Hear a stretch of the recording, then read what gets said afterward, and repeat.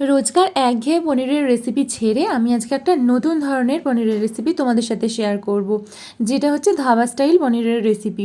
তো তোমরা পুরো রেসিপিটা চেক করবে কিন্তু শেষ পর্যন্ত। আমার তো বেশ ভালো লেগেছিল। ওই ধরো শাহি পনিরটা আমরা তো খুবই বানাই, ওটা বাদ দিয়ে এই পনিরটা একদিন বাড়িতে বানিয়ে ফেলো, খুব ভালো লাগবে। আর এই যে আমি আজকে একটা অন্য কোম্পানির পনির অর্ডার করেছিলাম, সেটা এসেছে। আমরা মূলত এখানে ব্যাঙ্গালোরের নন্দিনীটাই খেয়ে থাকি, কিন্তু আজকে দেখলাম এটা একবার টেস্ট করা যাক। পনিরটা ভীষণই সফট ছিল, যেটা ভাজতে আমার খুব অসুবিধা হচ্ছিল। এই যে আমি আজকে অন্য শেপে কেটে নিয়েছি। আর লাগছে দেখো অল্প একটু টমেটো, আদার পেস্ট, রসুনটা ব্যবহার করছি না, কাঁচা লঙ্কা, অল্প একটু পেঁয়াজের পেস্ট, সবই কিন্তু পেস্ট বানিয়ে নেবে। আর এদিকে 2 চামচ টক দই নিয়েছি, তাতে রয়েছে সব অল্প অল্প করে গুঁড়ো মশলা, লঙ্কা, হলুদ, জিরের গুঁড়ো, ধনের গুঁড়ো ইত্যাদি।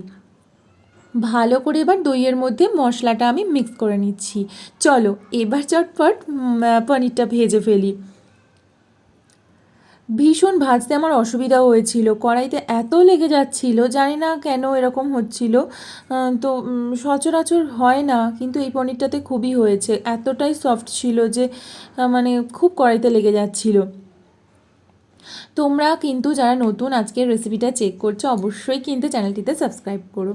এই দেখো পনিরগুলো ভেজেছি অনেক কষ্ট করে, তারপরে যে সমস্ত মশলা দিয়ে দিয়েছি, আর ফোড়নে দিয়েছিলাম একটা তেজপাতা আর গোটা এলাচ আর একটু দারুচিনি, ব্যাস আর কিচ্ছু না। আর এই যে অল্প একটু আদা কুচিটা দিয়ে দিলাম, আদার পেস্ট। প্রথমে পেঁয়াজটা দিয়ে ফ্রাই করে নিয়েছিলাম, তারপরে আদা। অল্প তেলেতেই হয়ে যাবে, খুব একটা লাগবে না। আর টমেটোটাও এখানে অল্প পেস্ট করে নিয়েছি, খুব বেশি দিলাম না, কারণ টক দইটা রয়েছে, খুব টক হয়ে যেতে পারে। মশলাটা কষানো হয়ে গেলে দইটা দিয়ে দেব, তারপর আরও ভালো করে কষিয়ে নেব মশলাটা। শাহি পনির খুব মিষ্টি মিষ্টি হয়, সবসময় ভালো লাগে না, তো এই ঝাল ঝাল পনিরের রেসিপিটা তোমরা একদিন বাড়িতে ট্রাই করো। এখানে আমি লবণ দিয়ে দিলাম, এবার মশলাটা হয়ে এলে তারপর দিয়ে দেবো ভেজে রাখা পনিরের টুকরো।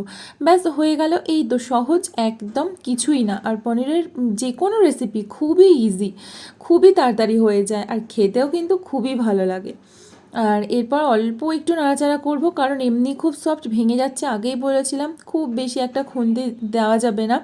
তারপর শেষে দিয়ে দিচ্ছি কাসুরি মেথি, যেটা অবশ্যই কিন্তু ব্যবহার করো, তবেই কিন্তু এই ধাবা স্টাইল পনিরের রেসিপির যে আসল ফ্লেভার সেটা আসবে।